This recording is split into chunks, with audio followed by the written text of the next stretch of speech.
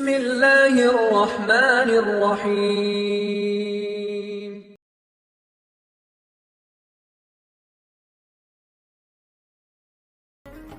மனைவியுடைய கடமை.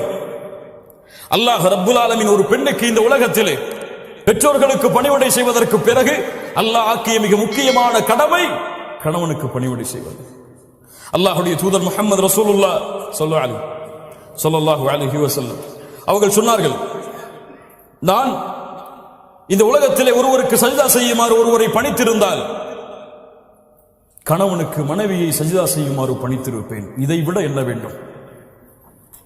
முஹம்மது ரசூலுல்லாஹ் ஸல்லல்லாஹு அலைஹி வஸல்லம் அவருடைய இந்த வார்த்தையை விட என்ன வேண்டும்? பெண்களே, ஒருவருக்கு சஜ்தா செய்யுமாறு பணித்திருந்தால் மரியாதை நிமித்தமாக கணவனுக்கு சஜ்தா செய்யுமாறு என்னுடைய சமூகத்துடைய பெண்களை பணித்திருப்பேன். லா இலாஹ இல்லல்லாஹ். அல்லாஹ்வுடைய தூதர் ஸல்லல்லாஹு அலைஹி வஸல்லம் சொன்னார்கள், பெண்களே, சொர்க்கத்தின் எல்லா வாசலின் வழியாகவும் உங்களுடைய பெயர் அழைக்கப்பட வேண்டுமா? அல்லது அழைக்கப்படாமலேயே எந்த வாசலின் வழியாக நீங்கள் நுழைய வேண்டும் என்று ஆசைப்படுகிறீர்களோ அந்த வாசலின் வழியாக நீங்கள் நுழைய வேண்டுமா? கேளுங்கள். இதா ஸல்லத் இம்ரஅத்து ஹம்ஸஹா, எந்த ஒரு பெண் 5 நேர தொழுகையை தொழுகிறாளோ, வஸாமத் ஷஹ்ரஹா, ரமதான் மாதத்திலே நோன்பு வைக்கிறாளோ, வஹஃபிதத் ஃபர்ஜஹா, தன்னுடைய மர்மஸ்தானத்தை பாதுகாக்கிறாளோ, வஅதாஅத் ஸௌஜஹா, தன் கணவனுக்கு முற்றிலும் கட்டுப்படுகிறாளோ, அந்த பெண்ணுக்கு சொல்லப்படும் நாளை மறுமையில் சொர்க்கத்தின் எந்த வாசலின் வழியாக நுழைய வேண்டும் என்று நீங்கள் ஆசைப்படுகிறீர்களோ அந்த வாசலின் வழியாக நுழைந்து கொள்ளுங்கள். அல்லாஹ் அக்பர். வஅதாஅத் ஸௌஜஹா, கணவனுக்கு கட்டுப்படுதல் அதில் மிகப்பெரிய தன்மை.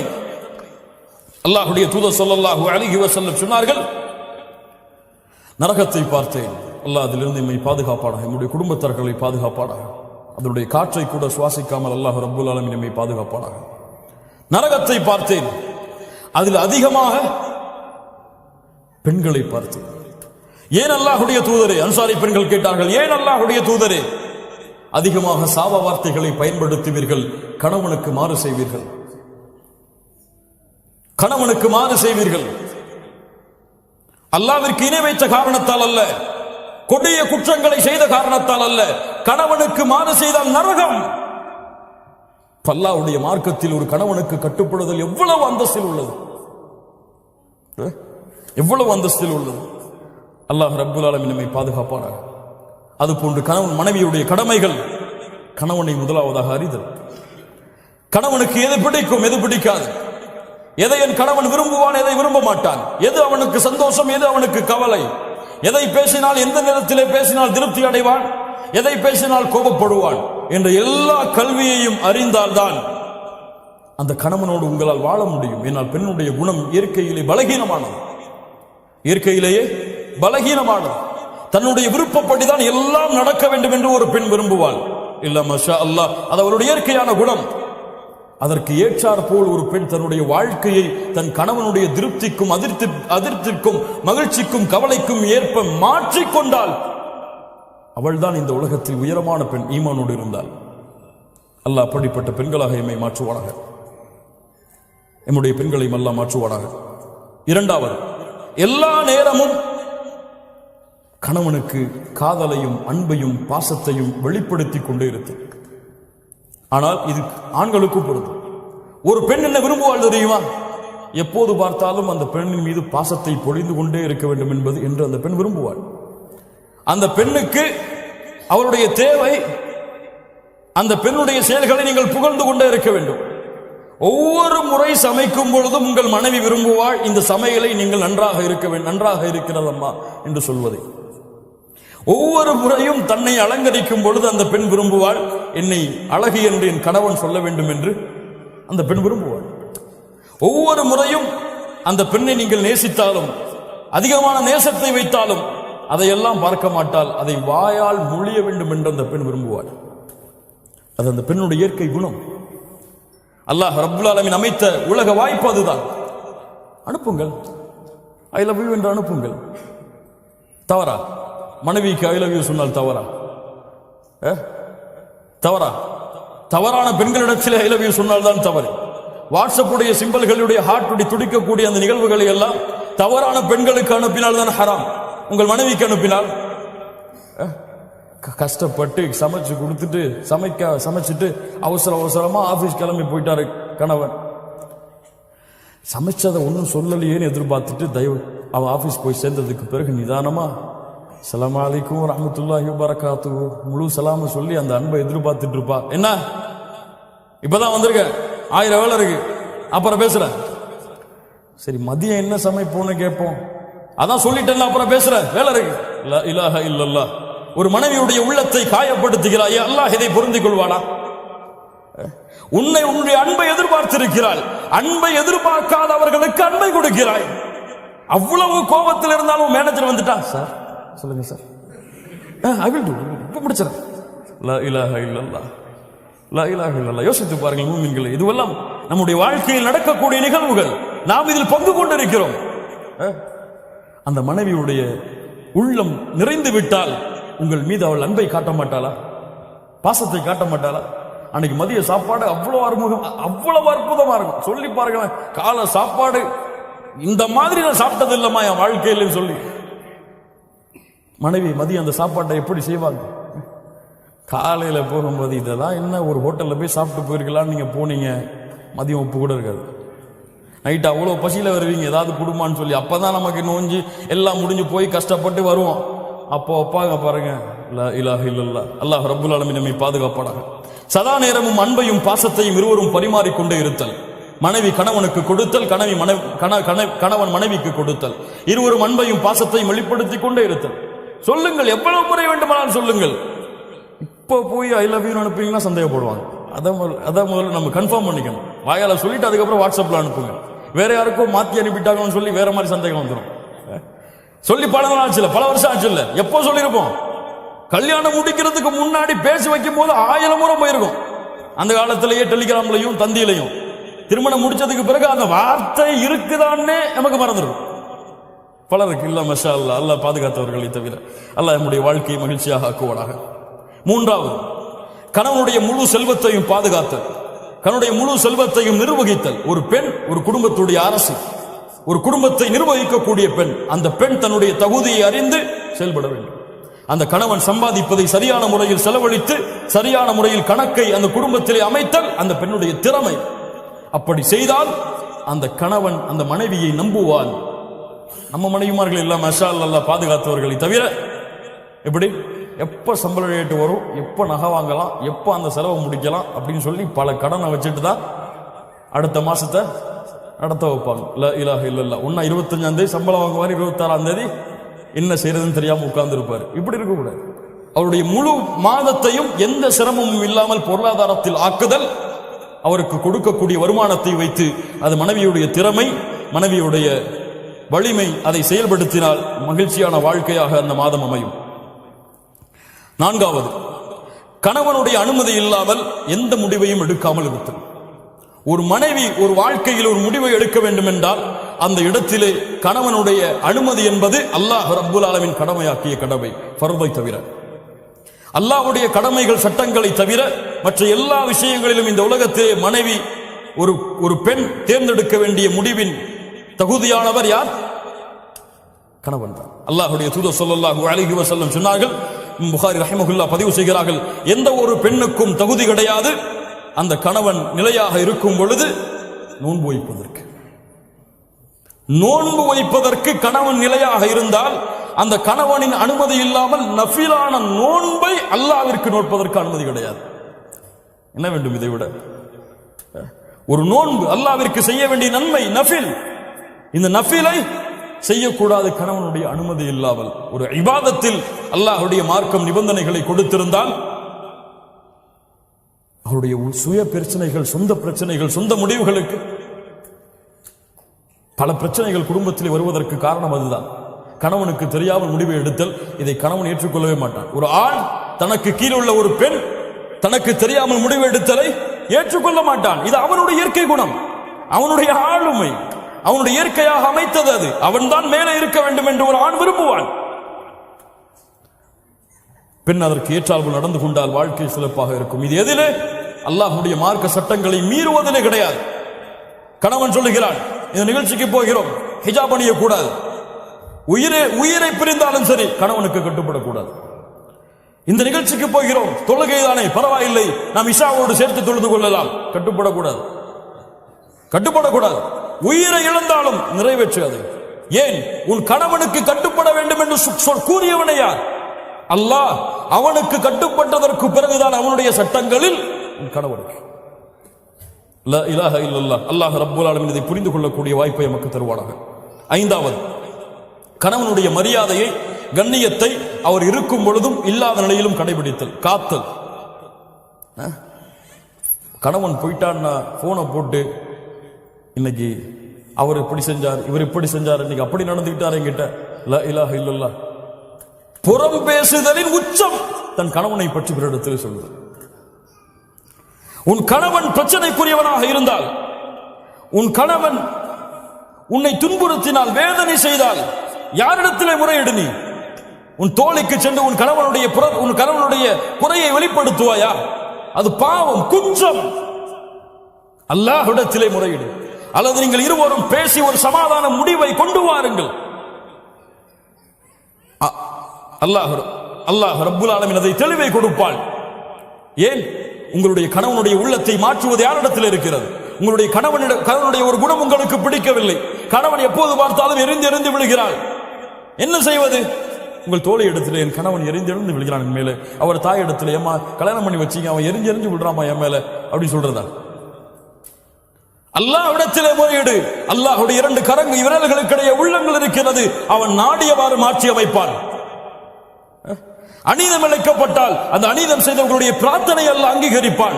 உன் கணவன் உனக்கு அநீதம் இழைத்தால், உங்களுக்கு அநீதம் அழைத்தால், அல்லாஹ்விடத்திலே அந்த அநீதத்தை நீதமாக மாற்ற பிரார்த்தனை செய்யுங்கள், அல்லாஹ் மாற்றுவார்.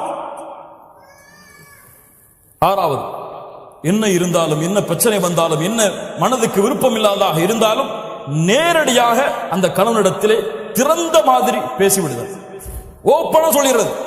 இதாங்க பிரச்சனை, இதான் நமக்குள்ள சண்டை வர்றதுக்கு காரணம், இதை நம்ம திருத்திக்கிட்டா நம்ம வாழ்க்கை சிறந்ததா இருக்கும். மறைச்சு மறைச்சு மறைச்சு மறைச்சு மறைச்சு வெளிப்படையில வந்தா முகத்தை புன்சிரிப்பு வச்சுக்கிட்டு உள்ளத்துல வந்துட்டானே அப்படின்னு நினைச்சு கொண்டு உங்களுடைய வாழ்க்கையை ஓட்டுனீங்க, உங்களுடைய வாழ்க்கை மகிழ்ச்சியான வாழ்க்கையாக இருக்காது. மகிழ்ச்சி என்பது உள்ளம் சம்பந்தப்பட்டது. உங்களுடைய நாவும் முகமும் மகிழ்ச்சியாக இருந்தால் அது மகிழ்ச்சி கிடையாது. அல்லாஹ் ரப்புல் ஆலமீன் அதனால் தான் சொல்லுகிறான் சூரா நிசாவுடைய 128வது வசனம், பெண்களே, உங்களுடைய கணவன் உங்கள் மீது அநீதம் இழைப்பதை நீங்கள் பயந்தால், உங்கள் கணவன் உங்கள் மீது அதிர்ச்சி கொள்வதை நீங்கள் பயந்தால், நீங்கள் இருவரும் சமாதானமாக மாறுங்கள். நீங்கள் சமாதானம் அடைவதுதான் சிறந்தது.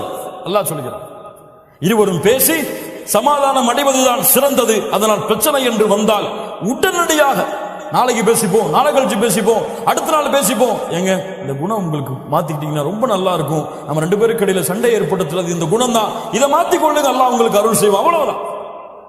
அல்லாஹ் ரப்புல் ஆலமீன் அவனுடைய அருளால் அந்த குணத்தை அல்லாஹ் ரப்புல் ஆலமீன் மாற்றுவான். ஏழாவது,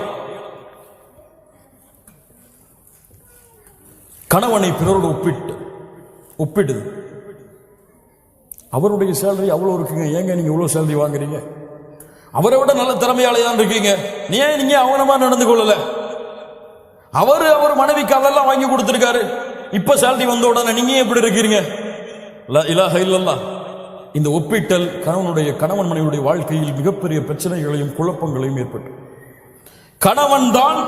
அவன்தான் ராஜா இந்த உலகத்திலேயே அவன்தான் எனக்கு ராஜா, அவனை விட யாருமே கிடையாது என்பது போல் அவனை உணர வைக்க வேண்டும். எனக்கு மிக பிடித்தமானவர் இந்த உலகத்தில் அல்லாஹ்விற்கும் அல்லாஹ்வுடைய தூதருக்கும் பிறகு என்னுடைய கணவன் தான். அதை உணர வைக்க வேண்டும் எல்லா முறைகளிலும், எல்லா இடங்களிலும், எல்லா சூழ்நிலையிலும். நீங்க அவரை கீரை தள்ளிட்டு வேற ஆளை மேல உயர்த்தி பார்த்தீங்க, பிரச்சனைகளும் குழப்பங்களும் அங்குதான் ஆரம்பமாகும். எட்டாவது, கண்ணியமான வார்த்தைகளை கொண்டு பேசுதல். பல பெண்களிடத்தில் இல்லாத குணம் அதுதான். இப்போது இல்ல, மஷா அல்லாஹ் பாதுகாத்தவர்களை தவிர. கஷ்டப்பட்டு உள்ள வருவார், கதவை தட்டுவார், வந்துட்டாரா கதவை துறமான்னு சொல்லி பிள்ளை அனுப்புவாங்க, டீ போட்டு கூடமான்னு கேட்பாங்க. இப்பதானே வந்திருக்கீங்க, பொறுங்க, பிள்ளைக்கு வேலை பார்க்கணும், பிள்ளைக்கு படிப்பு சொல்லி கொடுக்கணும், அதுக்கப்புறம் பார்த்துக்கலாம். ஹூரிலின் பெண் தெரியுமா? அந்த ஹூரின் பெண் உங்களுடைய கணவன் மறுமையில் கிடைத்தால், கதவு தட்டப்பட்டால் என்ன சொல்வாள் தெரியுமா? அல்லாஹ்வுடைய தூதர் ஸல்லல்லாஹு அலைஹி வஸல்லம் சொன்னார்கள், அல்ஹம்துலில்லாஹில்லதி அஹ்யாக லனா வ அஹ்யானா லக். எங்களுக்காக உங்களை படைத்த. கதவு அப்பதான் திறப்பா நரகத்திலிருந்து வெளியே வந்து, அப்ப அந்த இரண்டு பெண்கள் சொல்லுவார்கள், மனைவிமார்கள் சொல்லுவார்கள், உங்களுக்காக எங்களை படைத்த, எங்களுக்காக உங்களை படைத்த அந்த அல்லாஹ்விற்கே எல்லா புகழும். அவன் அவ்வளவு உச்சத்துல போய் சொல்லுவான். சொர்க்கத்துல என்ன மாதிரி யாருமே கிடையாது இந்த வார்த்தைக்கு பிறகு. லா இலாஹ இல்லல்லாஹ். அஸ்ஸலாமு அலைக்கும் வரஹ்மத்துல்லாஹி வபரகாத்துஹு. வாங்கம்மா உட்காருங்க, என்ன வேணும், என்ன செய்யணும் உங்களுக்கு, இப்ப எப்படி இருக்குது நிலைமை, சந்தோஷமா இருக்கீங்களா? அழகிய வார்த்தைகளை கொண்டு பழகுதல், பேசுதல், அவனுடைய சூழ்நிலையை புரிந்து பழகிக் கொள்ளுதல், அவனிடத்திலே பேசுதல். 9வது, கணவனுக்கு முன்னால் சத்தங்களை உயர்த்தி பேசுதல் பாவம். கணவனுடைய உள்ளம் நோகும்படியாக நடந்து கொள்ளுதல் பாவம். அல்லாஹ்வுடைய தூதர் ஸல்லல்லாஹு அலைஹி வஸல்லம் கணவனுக்கு அவ்வளவு பணிவை காட்டச் சொன்னார்கள். உங்களுடைய சப்தம் அல்லாஹ்விற்காக உங்களுடைய கணவனுக்கு முன்னால் தாழ்ந்திருந்தால் அல்ஹம்துலில்லாஹ். ஏன்? அது ஒரு மரியாதையாக செய்கிறேன், அதை என் கணவனுக்கு கொடுக்கக்கூடிய கண்ணியமாக கருதுகிறேன். அல்லாஹ் அதை கொண்டு உங்களுக்கு பல மடங்கு கூலி கொடுப்பான். இன்னைக்கு அவங்க பேசினா வீட்டை விட்டே வெளியே ஓடிடணும், அப்படி இருக்கும். இல்ல மாஷா அல்லாஹ், அல்லாஹ் பாதுகாத்தவர்களை தவிர கண்ணியத்துக்குரியவர்களே, அல்லாஹ் ரப்புல் ஆலமீன் நம்முடைய நிலைமைகளை சீர்படுத்துவானாக. இந்த 2 குடும்ப உறவுகளும் பிரிவதிலே இன்பம் காணக்கூடியவன் உங்களை விட, உங்கள் குடும்பத்தில் இருப்பவர்களை விட அல்லாஹ்வால் சபிக்கப்பட்ட இப்லீஸ். ஹதீஸ் நினைவுபடுத்திக் கொண்டு இருக்க வேண்டிய ஹதீஸ். அல்லாஹ்வுடைய தூதர் ஸல்லல்லாஹு அலைஹி வஸல்லம் சொன்னார்கள், இப்லீஸ் தன்னுடைய அரிசை சிம்மாசனத்தை கடலிலே அமைக்கிறான், தன்னுடைய படைகளை அழைப்பான், வா வரிசையா வாங்கப்பா. என்ன செஞ்சீங்க? இந்த மாதிரி அங்க போன, அவரை புறம் பேச வச்சுட்டேன், போ போ. நீ என்ன செஞ்ச? போய் பேச வச்ச, போ போ. என்ன செஞ்ச? திருட வச்ச, போ போ. எல்லாம் பாவம் அடிக்க கொண்டே போவா. இப்லீஸ், நான் ஒண்ணு செஞ்சேன். என்னடா செஞ்ச? என்னப்பா செஞ்ச? 2 கணவன் மனைவி சந்தோஷமா தான் இருந்தாங்க, நிம்மதியா தான் இருந்தாங்க. சின்ன வார்த்தைய மனசுக்குள்ள போட்டேன், இத பேசுறா அப்படின்னு. அவர் பேசினார், மனைவி பேச ஆரம்பிச்சாங்க.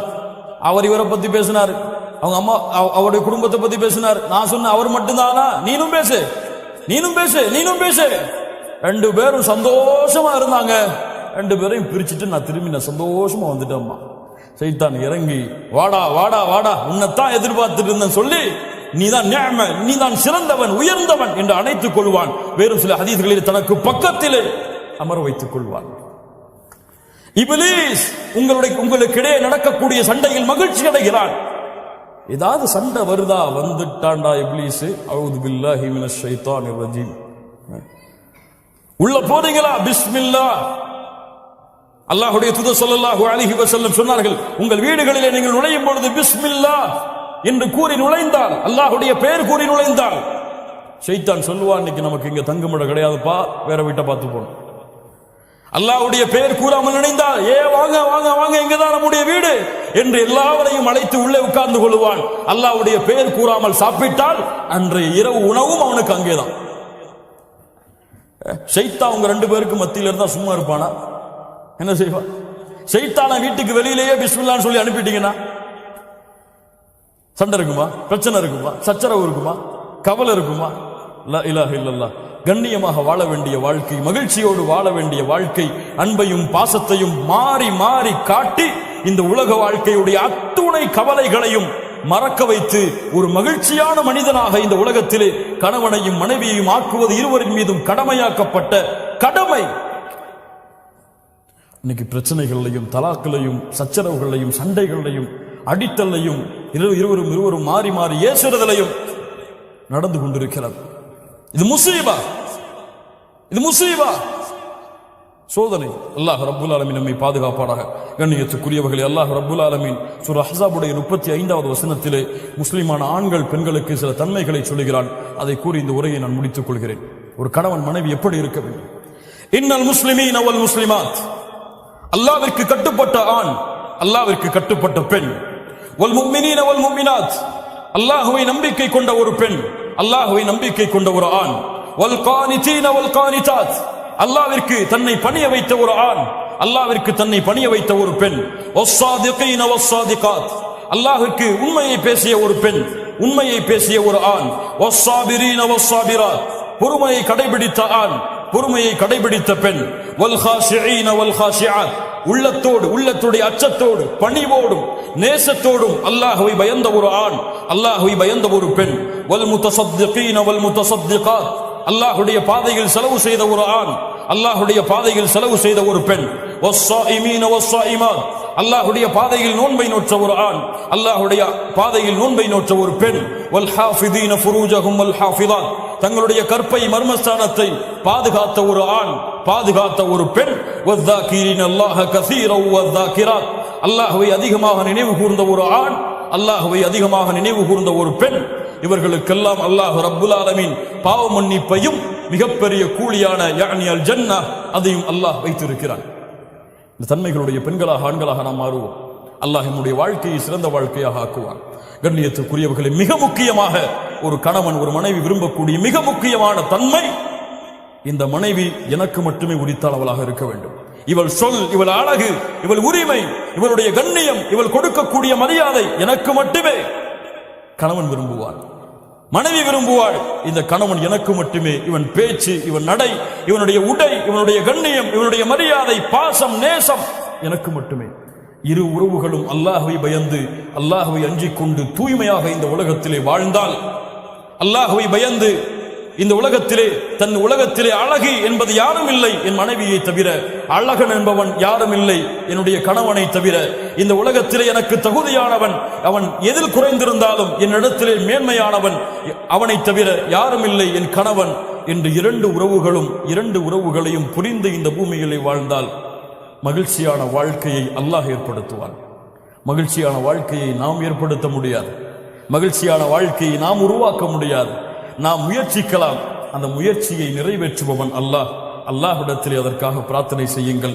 செய்த பாவங்களுக்கும் குற்றங்களுக்கும், இருவரும் செய்த உறவுகளிலே செய்த நோவினைகளுக்கும் குறைகளுக்கும் அல்லாஹ்விடத்திலே தௌபா செய்து, யா அல்லாஹ் எங்களுடைய வாழ்க்கை மகிழ்ச்சியான வாழ்க்கையாக ஆக்குவாயாக. இந்த உலகத்திலே எப்படி கணவன் மனைவியாக குடும்பமாக இந்த உலகத்திலே வாழ்கிறோமோ, இது போன்று நாளை மறுமையிலும் சொர்க்கத்திலும் வாழக்கூடிய வாய்ப்பை எங்களுக்கு கொடுப்பாயாக. எங்களுடைய பிள்ளைகளை சாலிஹான பெண் பிள்ளைகளாக வளர்த்து அவர்களை இந்த மார்க்கத்திற்கு பயன் தரக்கூடிய பிள்ளைகளாக ஆக்கி அவர்கள் எங்களை சொர்க்கத்திலே அழைத்துச் செல்லக்கூடிய கருவியாக மாற்றுவதற்கு அல்லாஹ் எங்களுக்கு உதவி செய்வாயாக என்ற பிரார்த்தனைகளோடு, பாவ மன்னிப்போடு, தௌபாவோடு, எல்லோரும் இந்த விஷயத்தில் ஏதாவது ஒரு வகையில் பாவம் செய்திருக்கும். அப்படித்தானே? யாரும் இதுல பெர்ஃபெக்டானவங்க கிடையாது, எல்லாரும் பாவம் செய்திருக்கும். ஒரு நிமிடம் உட்கார்ந்து அல்லாஹ்விடத்திலே தௌபா செய்து, யா அல்லாஹ் இனிமேல் என்னை மாற்றிக்கொள்கிறேன், என் மனைவியிடத்திலே கண்ணியமான முறையில் நடந்து கொள்கிறேன். இப்பவே வாட்ஸ்அப் பண்ணுங்க, ஐ லவ் யூ அனுப்புங்க, அவங்க உங்களுக்கு அனுப்பட்டும், ஐ லவ் யூ டூ. அல்ஹம்துலில்லாஹ், மகிழ்ச்சியான முறையில் இந்த சபையிலிருந்து கலைந்து செல்வோம். அல்லாஹ் ரப்புல் ஆலமீன் அந்த மகிழ்ச்சியை மறுமை வரை அல்லாஹ் நீட்டிப்பானாக. நாளை மறுமையிலும் சொர்க்கத்திலும் அல்லாஹ் அந்த மகிழ்ச்சியை பன்மடங்காக ஆக்கி அல்லாஹ் மறுமையிலும் குடும்பங்களோடு வாழக்கூடிய வாய்ப்பை கொடுப்பானாக. அல்லாஹ் ரப்புல் ஆலமீன் எப்படி இந்த இடத்திலே என்னையும் உங்களையும் அவனுடைய அருளால் ஒன்று குட்டினானோ, அது போன்று அல்லாஹ் ரப்புல் ஆலமீன் நம்மை ஜன்னத்துல் ஃபிர்தௌஸிலே, அதிலும் குறிப்பாக அல்லாஹ்வுடைய தூதர் முஹம்மது ரசூலுல்லாஹ் ஸல்லல்லாஹு அலைஹி வஸல்லம் அவர்களோடும் அவர்களுடைய குடும்பத்தார்களோடும் அல்லாஹ் என்னையும் உங்களையும் உலக முஸ்லிம்களையும் ஒன்று கூட்டுவானாக. இவ்வளவு சிரமத்திற்கு பிறகும், இவ்வளவு பெரிய தூரத்திற்கு பிறகும் அழைப்பை ஏற்றி மார்க்கத்திற்காக, மார்க்க பணிக்காக, மார்க்க இல்மிற்காக தேடி வந்த உங்கள் அனைவருக்கும் அல்லாஹ் ரப்புல் ஆலமீன் சொர்க்கத்தையும் அவனுடைய அருளையும் அல்லாஹ் கூலியாக கொடுப்பானாக. நம்முடைய குடும்ப வாழ்க்கையை அல்லாஹ் சீரமைப்பானாக. அக்கூலு